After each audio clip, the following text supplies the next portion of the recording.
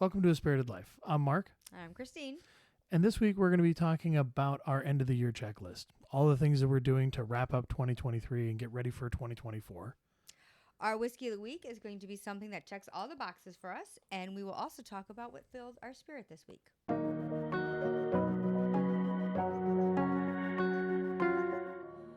We want to live a spirited life. We're documenting our journey towards financial independence while balancing that with living in the present and enjoying our time in the journey.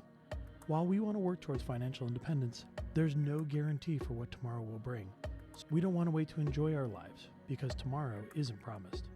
We want to share our journey to help keep ourselves intentional and accountable, and we invite you to come along with us as we work towards living a spirited life.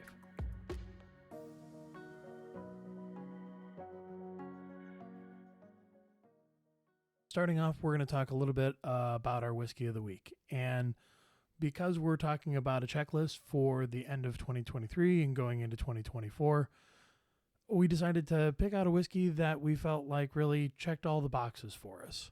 You know, has a good nose, has a good palate, is readily available, is fairly approachable, and won't break the bank.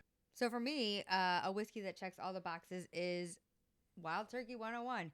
It's a very solid whiskey that every time I go for it, I get the same drink. It's comforting. I know what I'm getting, and it always makes me happy. It's 101 proof, so it's still relatively approachable. Not age dated, but estimated to be somewhere between 6 to 8 years in terms of age. So a little bit of good age on it.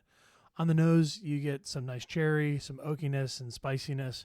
And on the palate, that carries through, and you get that same spiciness and the sweetness that shows up in the palate with a little bit of oak to finish, and you get that wild turkey funk.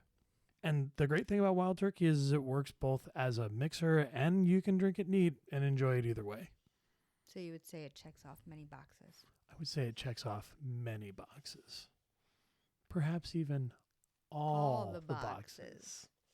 As we approach the end of the year, there's a lot of things that we're going to be doing to wrap up the end of the year, close things out for 2023 and get things ready for 2024. And so there's a few things that we want to make sure that we go through and do that need to get done before the end of the year, or maybe good to get done before the end of the year. Maybe we don't need to, but it's good to get them done before the end of the year. Mm-hmm. And so we want to go through some of the things that we're doing at the end of the year here to close out the year, make sure that we've dotted all the I's and crossed all the T's as we're getting ready to go into 2024 and that we're ready to hit the ground running.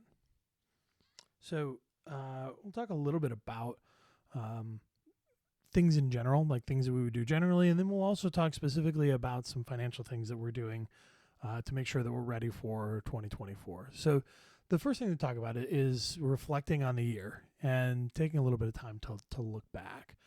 And for you, why is that important? Why do you want to do that?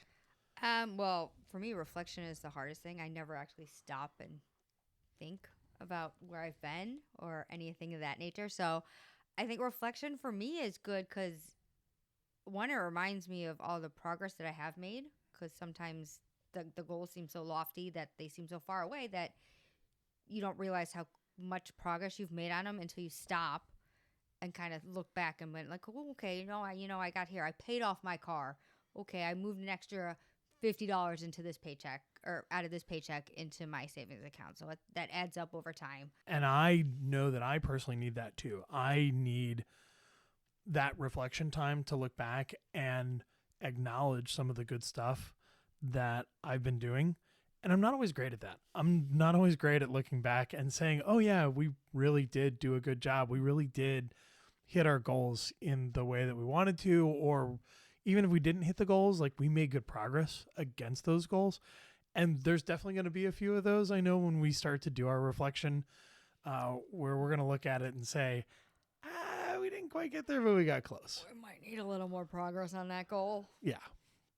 So we kind of delved in on the next topic, which is actually to review your goals. Some people do that as a part of their reflection. Some people treat that separately, and they actually compare against and say, okay, what was my goal? What was the outcome that I was looking for? And did I get there? Well, then that also goes back to, again, the reflecting, because why didn't I hit those goals? Or why did I blow this goal out of the water? Was that goal like a little too easy? Was it like a little softball goal? And it really helps you reflect on how you approached everything during the past year and how you either set yourself up for success or you kind of made it a little extra challenging for yourself. Yeah. And reflecting back on that can help you with those future goals in terms of understanding, hey, like if I didn't set myself up for success because maybe I set too hard of a goal or maybe I set too easy of a goal and I didn't try and actually make that a stretch goal or something along those lines, by doing that reflection and analyzing, you can set better goals in the future, which is our next thing on the list, which is to take a look at your goals for 2024 and start to say, okay, what goals do I have for the next year? Then that ties back again to the reflection, because you could see, as you're setting your new goals, what worked for you last year? What would you call your successes? Or what did you find out that, okay, I really thought if I went this way and I did these activities, it would put me into this position over here. But then you realize going back, oh, I thought that way. But when I approached that turning point or that challenge, I actually went completely the opposite way than I would have assumed that I would have gone. Yeah. And I want to stress that it's really easy to skip the reflection piece of things. It's really easy to just go, oh, I just need to set new goals. Don't do that. Don't skip that reflection, because it's that orientation and understanding where you got to and why you got to the places that you got to through that reflection that are going to help you move forward. Yeah, because what they say, insanity is doing the same thing over and over again and expecting different results. I believe that quote is attributed to Albert Einstein. So if you don't actually look at where you've gone and what you've done, you could end up doing the same thing over and over again, hoping for different results. The next thing we have on our list is setting resolutions. Do you set resolutions? No, I don't like resolutions. I don't know why. It's become an iffy thing. I don't like that word. I don't like how it's viewed upon. Pardon me. I truly believe it. Sometimes people set the resolutions with the idea of that it's easy to break your resolution. Oh, sorry. No, go right ahead. Oh, I actually, I set a resolution that I knew I would have a really easy time being able to keep going forward. And so Christine knows this, that I set a resolution to never make another resolution. And that one is holding strong. Decades on. Good job. So doing pretty well with that one. You are not alone. There are lots of people who no longer set resolutions because they just don't find value in them. They don't think that there's anything worthwhile doing that because they know that they're going to give those things up within a couple weeks to a month. And so one of the other suggestions that people have had is that you can set a theme. And by setting a theme, it gives you a broad sense of something to tie things together in your goals and what you're trying to accomplish, but it's not as rigid as a resolution. Have you ever considered using something like that? I don't necessarily think I put my mindset as like setting a theme. I look at more kind of like going based on a calendar year and like going by number. Like, okay, you start at 1, you hit 12, you start back at 1. So by 12, okay, what have I done between 1 and 12? Okay, did I do what? Okay, nope. So let's see how I need to redirect or adjust to get back and start at the beginning. It's like checking a second lap. You go through, you get your pit stop, you get your input, like you get your tires changed, you get your new gas. Okay, now take this strategy. Okay, go. Okay. So is this something where you do that at a cadence? Is that something where you're looking back at that? How does that work for you? So, it doesn't really work that well right now, which is part of why I'm doing this, because again, like most things, it starts out great and then it fades away. So my goal is that this is part of helping me keep on my reflection and my planning and my theming. And so then maybe come next year, I'll have a better answer to that for you. So I think you know this. I'm much like you, where I have set some goals and oftentimes I'll meet those goals, but I'm not always disciplined about coming back to those goals and setting a new set of goals. And I think that's something that this is going to help us with in terms of giving us a little bit more accountability, in terms of setting those goals, reflecting on those goals as we're going through, and then looking at those goals on a quarterly basis to say, hey, how are we doing? How are we adjusting? And are we hitting the things that we're expecting to hit? Are we getting the right outcomes from our goals? Maybe we need to make an adjustment. Maybe we didn't set the right goal and we need to change the goal. Maybe our priorities change. And so we have to change those priorities throughout the year. And so looking at something like a resolution for the year or things like that just doesn't make sense. No, and there's a lot of unknowns in the year. You could have all your best goals. You could set yourself up for success. And then there's so many different outside sources that could influence what you have to make choices on. Say unexpected car accidents and sicknesses and things that just completely derail you that you've actually had no control over. Yeah, there's lots of things that can come up in life that will impact your goals and impact your ability to get those goals. And so having a cadence that you can look at those goals at a regular basis and account for those changes and account for life happening really helps you to be able to reassess and at the same time not feel bad when you don't hit those goals and you shouldn't have. Yeah, it gives you a chance when you look at it and go, okay, well, I didn't hit this. Instead of being like, well, I didn't hit this because wasn't good enough. I didn't put enough effort. I didn't hit this because of all these other things happening beside it, but I'm still going. So I might not have hit it, but I've met these challenges head on and I'm still going ahead. The last thing that we have as far as for our journal activities is plotting out our activities for the year. So this is taking a look ahead and starting to figure out, are there some major life events that you're going to have coming up this year? Are there any trips you want to do? Any maintenance on your car, like tires that are going to cost a lot of money that you should probably save up for? Change in job. Are you going to need new clothes, no wardrobe? Different little things that you don't usually think about that end up costing you a lot of money if you don't plan for it. Yeah. So taking a look ahead and thinking about your goals and then also thinking about what are some of the things you want to do this year. Do you have travel that you need to plan? Do you have things that you want to accomplish or do? Car repairs, home repairs, to your point. So some of this ties directly into some of the topics we're going to talk about here in a moment as we start getting into some of the financial aspects of the end of the year because they're directly tied together. If you're going to be buying a new car or doing a home improvement, you probably want to adjust your spending and saving plan to make sure that you're going to have the money or you've accounted for those things. Next, we're going to talk about financial specifics that we're getting into for the end of the year and getting ready for next year. The first thing that we're going to talk about is having our spending and saving plan. Part of the spending and saving plan that I kind of go through is reflecting on where my money has gone for the past year, where I have either subscribed or maybe DoorDashed a little too much. See where I went, what I spent, and kind of what I want to look like. Kind of see what I've spent, where my money's gone, and what I want it to look like going forward. The spending and saving plan is important because it helps to make sure that you're going to be on track with hitting your goals and accomplishing things that you want to accomplish.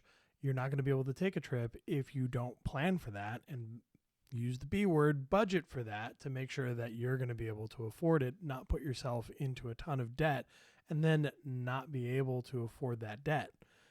And so as a part of our spending and saving plan, what we'll be looking at is saying, what are the activities that we have that are upcoming this year, and how do those fit into our spending and saving plan?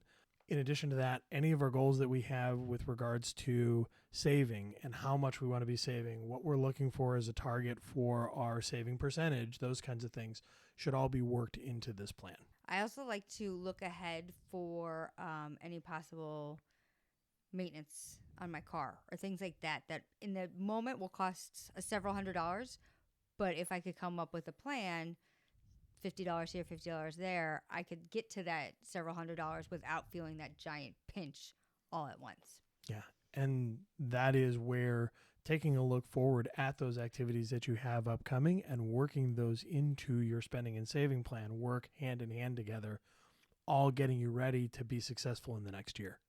After that, we have a few different things that we want to make sure that we go through and update. The first thing that we'll be taking a look at is our net worth statement and updating that based on end of the year. And our plan going forward is going to be to update that on a quarterly basis. So naturally, it makes sense that we're going to be updating that at the beginning of the year. We're also going to be updating our subscriptions and taking a look at those subscriptions based on our budget. And why do you say that with judgmental eyeballs? Oh, trust me, that's not just you. That's me too. There's a couple subscriptions that I have out there that I just don't use. And that's basically just like throwing money away. So we need to, when you put it that way. yeah. So we need to update I those know. subscriptions. Yeah, I think also doing the inventory and reassessing everything helps you then make sure you're going forward with your goals with a realistic understanding of where you are, instead of being like, I feel like I have enough money to cover this trip in a little bit, when you like pull up your subscriptions and pull up your other stuff and you're like, oh yeah, I felt like I had enough money, but it did not cover what I thought it was going to do. The last update that we're going to talk about is updating any of our documentation, and specifically our documentation around financial information and how to get access to our different accounts, which accounts we have, making sure that those accounts are updated. If we've closed any accounts out, let's take them off the list. If we've opened any new accounts, to make sure that we add them on the list, those types of things. Yeah, and this is a great idea because it's no one wants to think about, but if something were to ever happen to anyone, like if something were ever to happen to you, I would like a list of where all the things are, the accounts, the passwords, all that other stuff that I need. So that's one less stressful thing I have to think of when I'm dealing with something probably unfortunate that put us in the situation where I have to now kind of get everything together by myself without your help. Yeah, and really what we're trying to do is we're trying to make sure that if something does happen, then it makes it easier to be able to handle that situation. It makes it easier to be able to work through that situation. Reviewing that documentation at a regular cadence like this is important to make sure that you're not leaving somebody in the lurch where all of a sudden now they're missing certain things, or they have the wrong passwords, or they don't know where to go get the right information or who to talk to about those things. And so it's just thinking of your future self and trying to be good to your future self when you're going to be potentially in a pretty bad place. It removes a lot of roadblocks that just adds extra stress when you're in stressful situations. In addition to reviewing the spending and saving plan, we want to be taking a look at our retirement accounts and make sure that we're maxing out the retirement accounts. Specifically for us, those are going to be our IRAs, making sure that we've done the full contribution, and we actually just moved a little bit of money around for that. Yeah, I think for me, that's where a lot of the reflection/inventory goes, because I have several different accounts, so I could send my money somewhere before I spend it. So then by the time it comes around where I need to fully invest my IRA or whatnot, I just have to move the money out of the different accounts into another account to make sure it's all there when it's time to go invest it all. Yeah, and because we had that spending and saving plan, you were able to be putting money away all throughout the year. So as you were ready to do that lump sum investment at the end of the year here for your IRA, it's not a big thing where you're trying to find all that money. You've taken the time and made the effort up front, and you've automated that to make it easy for yourself to be able to be successful doing that. And the best part with the automation of doing that is that the money is pulled before it gets into my checking account. So then all of a sudden when I go to see kind of where I'm at, what I need to do, I'm like, oh, there's that much money in that account. Like, hey, check me out. Yeah, it's a pretty good feeling when you thought of your future self and you said, oh yeah, I made sure to set you up for success so that you're not feeling bad at the end of the year trying to look for the money to put into your IRA and invest in your future. One of the other things that you can be doing at the end of the year, and maybe a good time to do it just because you're doing all of these other things, is to rebalance your accounts. So going in, taking a look at your investments, rebalancing your accounts to make sure that they're matching your portfolio mix where you want to be based on how much volatility, how much risk you want to be taking, where you're at in your lifestyle, where you're at in your journey. It makes sense because we're already doing some of these other things as a reminder to just do this at the same time as well. So we're looking at our spending and saving plan. We're talking about the investment for our IRAs at the end of the year. And so naturally it makes sense for us to also take a look at where our accounts are balanced at and rebalance if necessary. Yeah, it's a really good idea to make sure you're balancing out where your money is going, because you spend all this thought and effort into setting aside money and thoughtfully planning what you want to do with this money, that when you go and invest it, if you're not properly investing it to the best of its ability, it's kind of a little bit of a waste. Yeah, you want to make sure that your money's working for you in the way that you want it to work for you. And taking a look at this and rebalancing your accounts helps to make sure that you're keeping things working the way that you want it to. You're taking on the appropriate amount of risk that you want to, given where you're at in your journey. So would you say you're trying to make the most bang for your buck? Aha, very nice. So the last thing we're going to talk about in the financial space is what to do with bonus money or windfall money. And we just recently had to talk through this because I was fortunate enough to get an end of the year bonus. And so what do we do with that? So you kind of came to me with an idea of what you thought would be the best way to invest or move the money around. And we kind of sat down, talked out all the different options, and made sure we came up with a plan that would work the best for us. And really, so what we did was sit down and we decided where we wanted that money to go intentionally. And that's what I would recommend. No matter what, be intentional with that money as opposed to just letting that money drift away. Even if you take a vacation or something along those lines, that's perfectly acceptable. But do it intentionally. Yeah, think about investing in yourself, however you want to do that, whether it is that vacation that you might desperately need, or paying off your car, or preparing to put a big chunk into your IRA for the next year. Whatever is your intention, to make sure that you try to set yourself up for success. And at the end of each episode, we like to highlight something that filled our spirit for this past week. For some reason, everything tended to click in my habits for this week. Nothing ever overwhelmed me. I got my laundry done, folded, and put away with enough time to enjoy my Sunday night. Anything that sticks out for you that's filled your spirit? Yeah, so for me, I was able to go and attend my nephew's basketball game with my family and was able to go out and enjoy a nice dinner and treat everybody to dinner afterwards, which they all really appreciated. So it was nice just to get to spend a little bit of time catching up with family and also be able to treat them a little bit with a nice little gift leading into the holiday season. Alrighty, and that wraps up what we're talking about this week. Do you have anything on deck for next? Yeah, so next week we're going to be taking a look at our reflection for 2023 that we talked about earlier in this episode, and we'll be sharing our reflections, the things that went well and maybe some of the things that didn't go well, and also talk about how that's shaping our goals going into 2024. Thanks a lot, and we'll see you then. The topics and information on A Spirited Life should not be taken as financial advice and should be considered for entertainment purposes only.